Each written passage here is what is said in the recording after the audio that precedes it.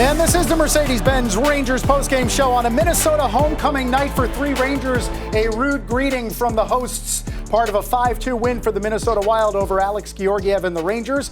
Welcome inside our Delta MSG studios. Here to recap it all and talk about it, John Giannone, Henrik Lundqvist, and Steve Valiquette.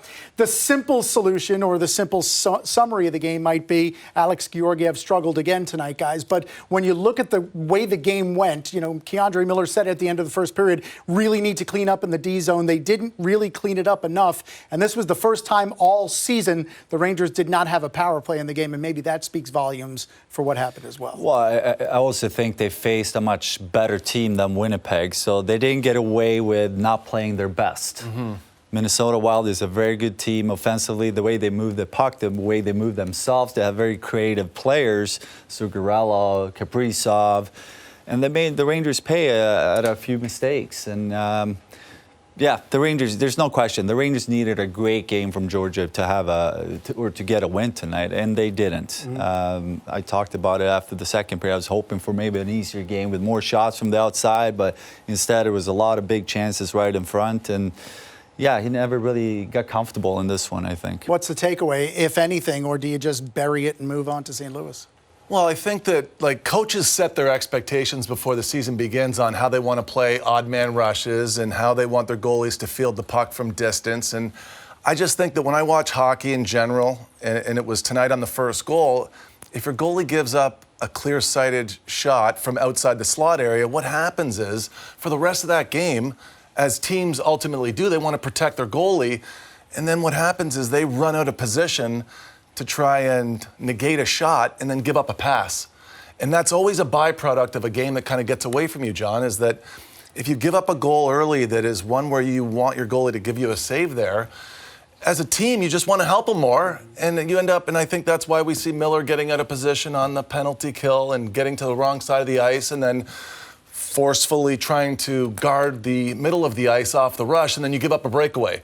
You're trying to do too much. You can't cover everything, and if everybody's responsibility is taken care of and everybody does their job, I just don't think you get off on the right foot to start the hockey game when you give up the very first goal of the game is a bad one. Right. That's just the way it is. Yeah, and it manifested itself in the Wild taking a 2-0 lead in the first period. But then the pulse on the night that the Rangers showed came early in the second period. 5 minutes in, Rangers scored to make it 2-1, and it came off the stick of a guy who hadn't scored in 30 games, Steve. Yeah, no doubt. And he looked like a goal scorer on that play. And it's neat because I look at 2-on-1s as an opportunity to score one every 3 times. If you get 3 2-on-1s, you should be getting a goal. The Rangers had that tonight. The one that they did score, it was executed perfectly because Minnesota didn't have any back pressure. So there was time to make the pass across. That changed as the game went on, though, and Minnesota adjusted. I give them a lot of credit. They're a really good team. But for the Rangers to start the right way in their zone, you see their centerman come down and support here, and Strome's doing his job. But he reads well off Panarin, and this is why the Rangers are a good team. And when they're at their best, they're working as a 5-man unit. They get 4 Minnesota Wild players caught deep, and now they're off to the races. And they have time, they have space, and they can isolate one of the defensemen here from Minnesota. And they know they've got the pass because the back check is not there. It's an amazing pass. It's a world-class pass with a world-class finish. And Hunt gets down to one knee there, and he drives it home. And now keep in mind, the Rangers have had 49 2-on-1s this year. They've scored 7 goals. Only Arizona and Vancouver have scored fewer. This is the difference. They have another opportunity, but this is where Minnesota adjusts in this game. They back check harder. They start to track back. For the rest of the first period and getting into the second period, a lot of opportunities where the Rangers had good looks off the rush just got blown up. They just didn't get through and they didn't connect. Yeah, I felt like the focus was maybe not there tonight for the Rangers. There were more mistakes tonight than we saw the other night in Winnipeg, especially in their own end.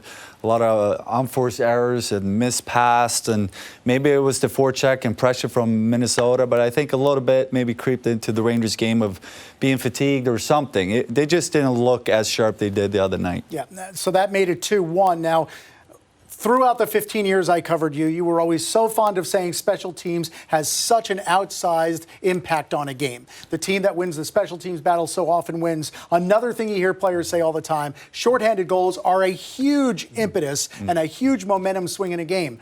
Rangers got one in this game to tie it, but it was hardly the momentum swing we thought. Why, Steve? I wish I had the numbers, and if somebody's at home that could find me the answer to this, how often is it that you score a shorthanded goal and then the team that's still on the power play comes back and scores? I don't know the answer to it. Hockey stat miner, one of these guys that's on Twitter, please get to work on that one. Homework assignment. I don't have the answer, but I just, from my eyeballs, I don't see this often. It starts with a great save from Georgiev. Kreider with really nice pressure here at the blue line, and Zibanejad lifts the stick here of Zuccarello. Watch how he gets the stick, not the hands. Minnesota Wild coach Dean Evison, he was incensed. He thought it was a penalty, but it was a great lift of the stick from Zibanejad, and he scores his first breakaway goal of the season. And you're thinking, guys, momentum is with the Rangers. They just got to get out of this kill now. And here's where Miller tracks on the other side of the ice here, and he leaves his man wide open. And to me, that's the game. That's the game in a nutshell, right there. That was a huge moment in the game. Huge. You could just feel it. We were watching it in here, and you feel deflated a little bit because the Rangers worked so hard to get back in this game, and huge play by Mika to tie it up, and just, what was it, 30 seconds later, it ends up back of the net. And to your point with Miller, one of the most important things for a D-man is positioning, especially in front of the net, knowing where to go. And that's something he needs to work on a little bit as he gets more games under his belt. Just placement, movement in front of the net. There's no need to charge out on that right side because Georgiev is covering that side. You need to cover your goalie's backside. So unfortunate play there, and it was such a big, you could feel it, how big of a moment that was in the game. You guys talked about, trying to do too much when the moment or the game calls for it. We heard K'Andre Miller after the first period talk about just how, as he said, overwhelming it was to be back in a building where he hadn't been since he was 9 years old riding the Zamboni. Might that have something to do with trying to do too much as well? I think so. We talk about it all the time with goaltending, but it's the same thing with the players, John. And the thing about running out of position, it's the intentions are to help. Players are trying to help, but sometimes doing too much is really going to hurt because you're not holding your positioning. And when you lose position like that, there's no way that Miller's able to recover back to that. It's a wide open bang, and it's a layup. And you can't give those freebies. But I understand the intentions are there. But he also got beat on the goal number 4, which was the breakaway. And then what happens on goal number 5 is Georgiev leaves early on that one because he's trying to cover the pass. I just think the game unravels early in the game because of the first goal, and just the mindset for the rest of the game isn't there. Another thing that's different in this one, guys, is Shesterkin is a puck handler. He is the guy back there that's able to break the team out, and you don't have that element. So I think there's also an adjustment that the Rangers defensemen, even as a team collectively, they have a goalie back there now that doesn't handle the puck like Shesterkin because he's world class with it, and that changes things a little bit as well. Yeah, so the Rangers lose for just the 4th time in the last 12. They lose for the first time in 4, 5-2 the final.